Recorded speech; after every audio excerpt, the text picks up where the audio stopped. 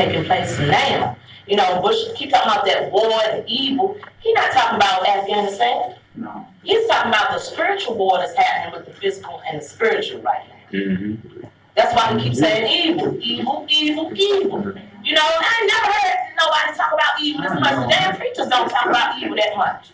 And see, most people don't understand it. But, and we so scared to ask questions.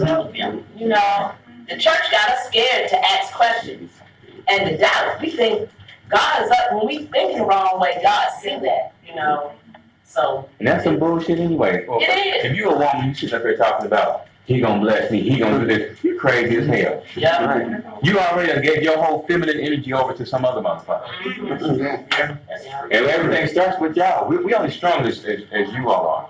And when you all get this, it's over. It is. You know what? And I was checking out how they, in the movie, she had to get rid of her king first. She gonna suck the life off of her king. Queen of the Damned. Yeah. And then give it over to the white boy, and who betrayed her. Right. And that's what they're doing in the world right now, where sisters don't have no man. And it's not because the man is not there, because he's there. Remember, her husband was there, but he was silent. He was still. And we have men, but they're not the willful, functioning men that we think we're looking for. Because if they go through the school system, that is killed out of them. Yeah. And they are made passive. So all these passive men see black women as a threat. That's why they more easily to go to white women. Right. Because she can deal with that passive nature. You know, he can see eye to eye with her. Where we gonna see problems with the world. And brothers are so scared to deal with what they may have to do. The protection of the women, especially the younger ones. Older men kind of understand that a little bit more, but they don't spend all their years defending. Right. It's time for these young brothers to do something, because I can't be all, but I will be. And see, that's the thing that sisters do. We can't be all, we're tired of being all. And when she was burning folk up, I feel like that sometimes. I feel like if my eyes could burn up some situations I done seen, I might be the only one walking around. Me and my children. You know, because I get so angry about my condition and my sister's condition and my brother's condition. And it seemed like, am I the only one worried about this? Then I had another guy that he was a friend, and why are you worried about that? You're not like the other sisters. It'd be different if you was unattractive, but you ain't unattractive. Why you feel so like, if the other you could be fucked up? Yeah. That's what he was saying.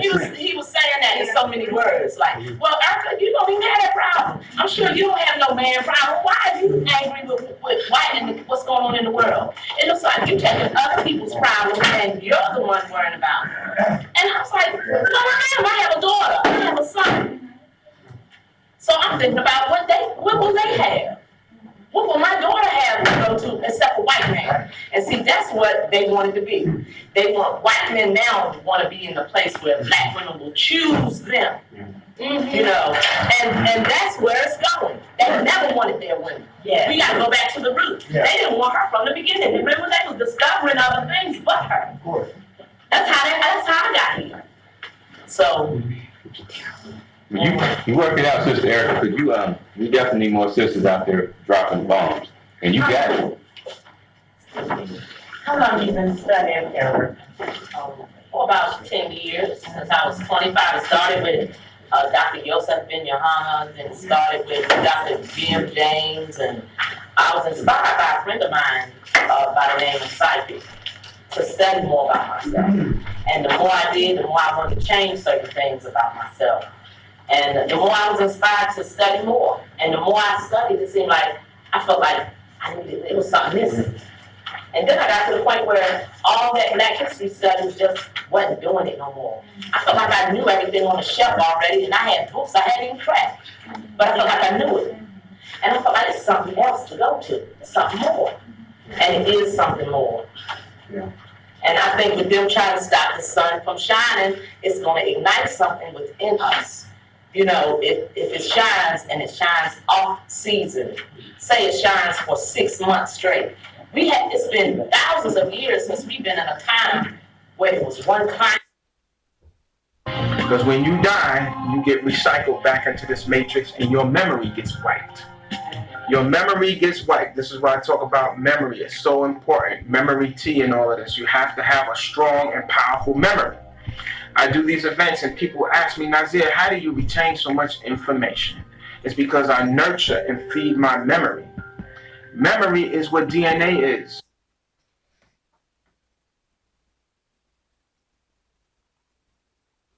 All the time. That's during a time when our history and our knowledge was flourishing and our consciousness was at its peak, when it was warm all the time. And they're scared of that. That's why we are in the wheel of season.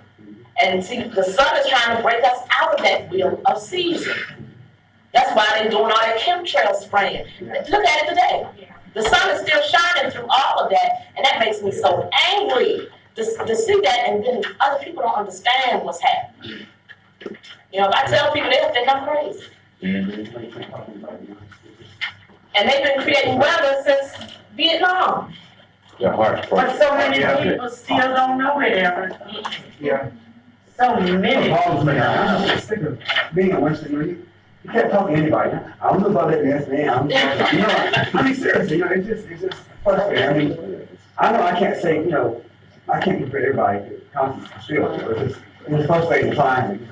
You can't really, it's the type of thing where you can discuss it if they're open, but you can't, you know, you can tell if a person's not ready, they're not ready, and it's not anything you can do to make them ready.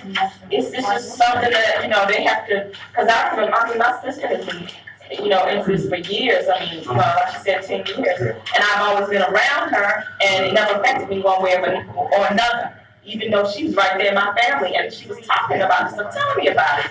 But it just never fazed me one way or another. And then just one day, it just felt like, I felt like I needed to know more, you know, and that's when I started seeking, and she started giving me books. But it wasn't anything she said or anybody else could say to me. It's something that just, you know, it happened inside of me, and I felt like something woke up, and I felt like I needed to know. That's why you can't, you know, when other people are around, you want to share it with them, but you just can't, because it's like you were talking to somebody another language. Yeah. Can I suggest one thing, please? I think if you spread the news anyway, although, you know, you're talking anyway, it's going to help. It might take a while for them to wake up. Well, I think what it is what it is we missing the point because we're looking for numbers. And that's where we trained in this society. And in this society, generally, we look for numbers. Because the Christian church trained us to go for converts. And so it's not that you talk and stuff, but look for the quality of the ones and the twos. Right. You see, that's more important. One or two people. It doesn't matter about, you know, I mean, if you got a whole city and you get 4 or 5 people in a house with the same mind and stuff, man, that's some energy. You know what I'm saying? You know, because the other thing is just basically going to be a spectators type level. You know, too many people are not going to have the same ideas and stuff like that. We're not saying that we all should, but I'm trying to say here, what I'm talking about on this level, it cannot be this mass appeal like we think it is. You see what I'm saying? I like to think of this. People are generally animals. That's what Akasha was trying to say. The hell with them because they don't know. That's right. On the movie today. She was like, oh, the hell, I kill all of them because they don't know. Ultimately, they don't know, and basically, they don't want to know. And people are generally animals in the aspect that we never get off the survival level. And why is that? No, because it said even the earth told her there wasn't supposed to be that many people on the earth. Even when we had these ancient civilizations, you looking like you got China. These people unscrewed so much until their breast is emaciated. You hardly find even something like the human breast and no behind. And even the penises, they said the penises are almost like this. That's because you got 1 billion people in Red China alone. So obviously they're depleted their genetic pool down to just, you know, where even the government had to step in and say, you have more than 3 kids, you're going to jail. You know. So you're just talking about literally on the level of roaches. You see what I'm saying?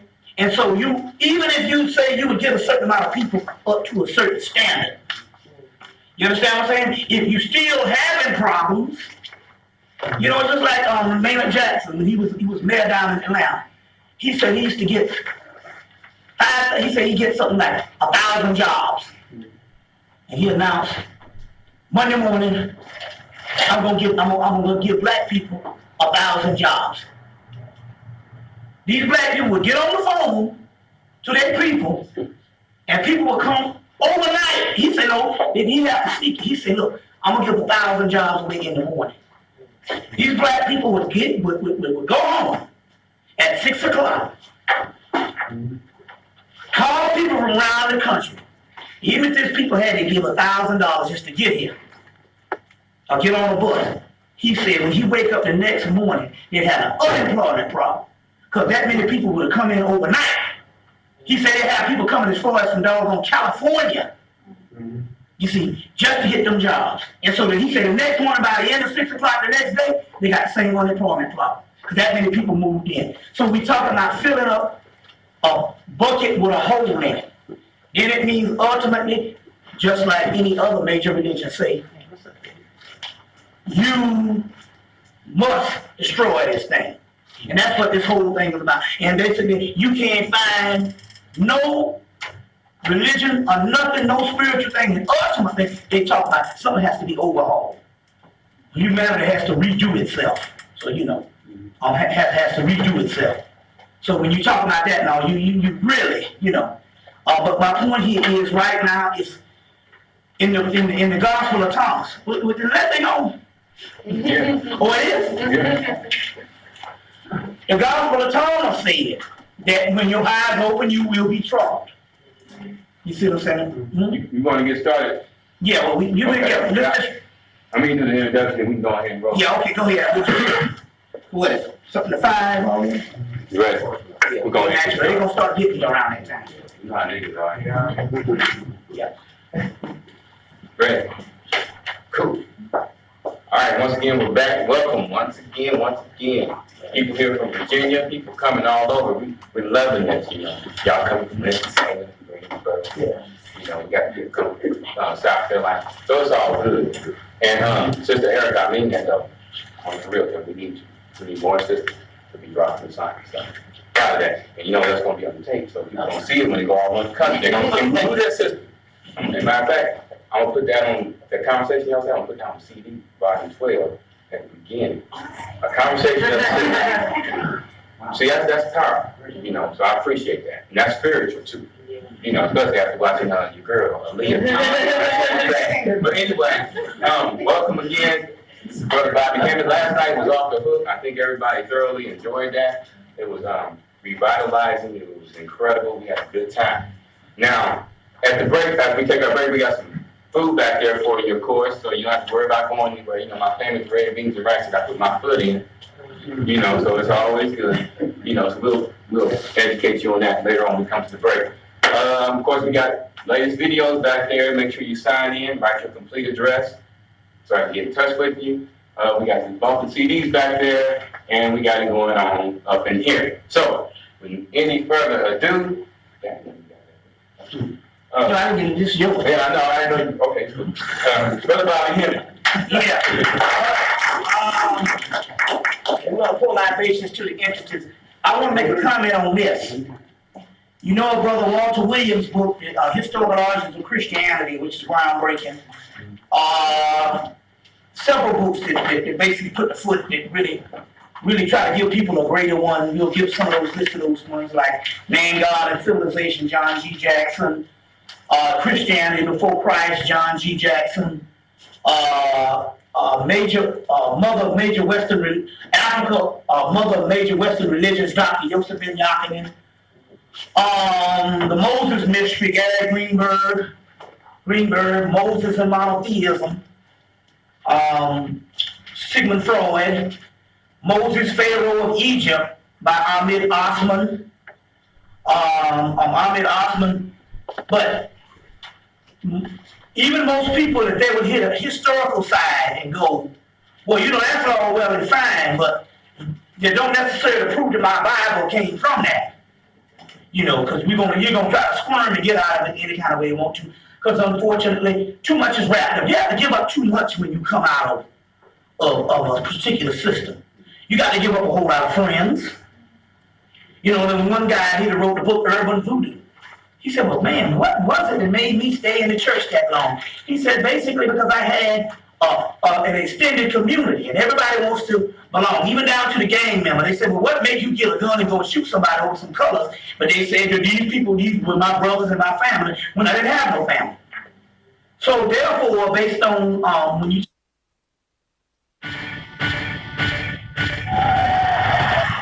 Bucket list madness.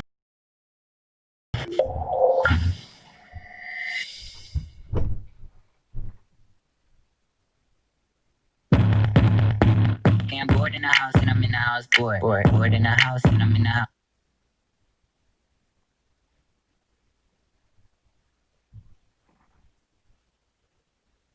type of information, like they said, conscious information or anything where you have to come out of a regular system, the general system is a lonely journey.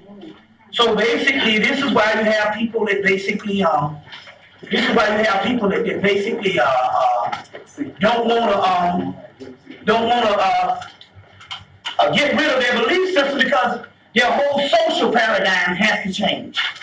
The whole social phenomenon, the plateau has to change. You know, it's just like one of my friends, he used to be a drunk.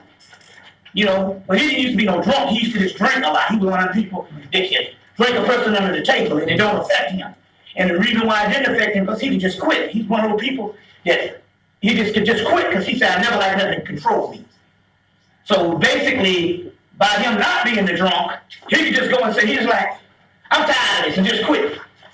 Cold turkey, one of those type of people. And all, you know what I'm saying? And I have that ability, if I want to just always could just quit.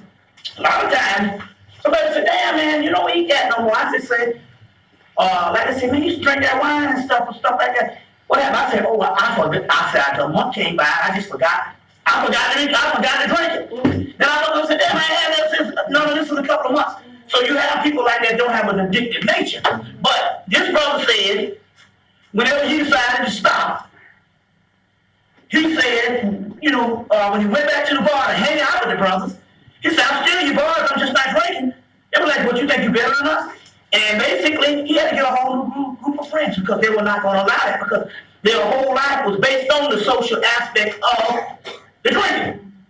You see what I'm saying? And he said, you know, he became a vegetarian overnight and his own wife felt alienated because that eating was a social pattern. You see what I'm saying? So therefore, we talking about down here, you got to have some kind of vices. You see what I'm saying? You got to have some type of vice. Fortunately, people gravitate towards groups and stuff to get those particular people in that social arena. So therefore, the preacher or whatever, even the people in the church, they're not going to change because the social arena is also too. They're making money. So ultimately, they don't even believe in nothing. Because the black people really believe in what they're supposed to believe in. You understand what I'm saying? You wouldn't have a people praying on you all the time. Let me give you an example. We still hear black men going to jail. So much until it don't hold no water no more. This shit done got tired. You know, so my brother like, look, fuck that. I don't want to hear nothing about no nigga in no jailhouse. Now I'm gonna tell you what I mean by that. Let me give you an example. If it was a doggone them Jews, and the Jews would look up and say, hey, guess what? There's a pattern here where the doggone government and the cities are locking up our youth. I'm talking about the European Jews. In 10 years, they will have developed a counterculture. Don't go to jail. It is anti-Jewish to go to jail. You understand what I'm saying? Just like they develop a counterculture, anti-Semitism. You see what I'm saying? You know what I'm saying? Just like we develop a counterculture of anti-stereotypes. You understand what I'm saying? So, if you know, or see, this is just a basic human survival. If you know people is basically sending your ass to jail, then out of 10 years, you should have developed a counterculture that basically you don't go to jail just for the simple fact you are black and you're a black man. You see what I'm saying? So you're talking about a people that's reduced to a level of savagery Because the simple fact, we don't even deal with the basic survival skills. So now, it don't hold no water for no conscious person, our brothers and sisters in the jail. No, fuck them niggas in the damn jailhouse. You see what I'm saying? Because what you're dealing with here, you're dealing with something, you're putting water in a bucket, and there's a hole in the bottom of the bucket. And so therefore, we never get on one plateau. And that's why our particular system is year after year after year. But nobody never thought about that. Now, when they had three plane crashes in 1984. And even right here, Charlotte is the hub to USA. And they had a damn wreck in Charlotte in the hub. But they got together in the following year and they say 0 plane crashes. You see what I'm saying? And basically, who can stop that? Now, you mean to tell me this white man, he's saying an accident is, for the definition of the word, it's an accident. It's nothing that's intended. But they're saying, based on what we know we're capable of doing, we're going to say 0 accidents. You see what I'm saying? Now, if they can do that, and knowing that basically, ultimately, they can't stop that. But it's interesting because they did, because the only planes that fell out of the sky in the 1990s, after 1994, they blew up. They blew up Value Jet, they blew up TWA. You see what I'm saying? And there's one that had some aid specialists, Egyptian Air or something that blew up or something. The point I'm trying to make here is, that's a counterculture.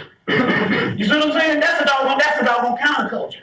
So on the other hand, going back, we can do things, going back to what I got you.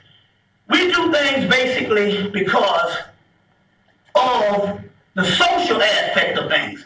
So it's not generally because black people generally want to know that their Bible is virtually a lie. You see what I'm saying? They don't want to know that. But I put that out there for this here because so we're not giving bibliography to somehow try to convince a bunch of people, a bunch of people. Let me give you an example. I know people, because their children went to jail, they would rather see your children in jail, because misery loves company, and also if they can raise themselves up to know that somebody else is in trouble. So generally when you're talking about human life, especially in Western culture, it is really worthless. It's not worth a damn thing. It's basically competition and survival. And it never gets off the survival level. Now the entire world is that way. Now, I'll give you an example. I was talking to a sister from Ethiopia. And she said, well, all that you're saying, Bobby, is fine. To know my history. She said, but fortunately, I had a black father in the United States, and my mom was Ethiopian. So I'm accepting this because of the simple fact, I come out of a family of struggle based on the part from the United States half.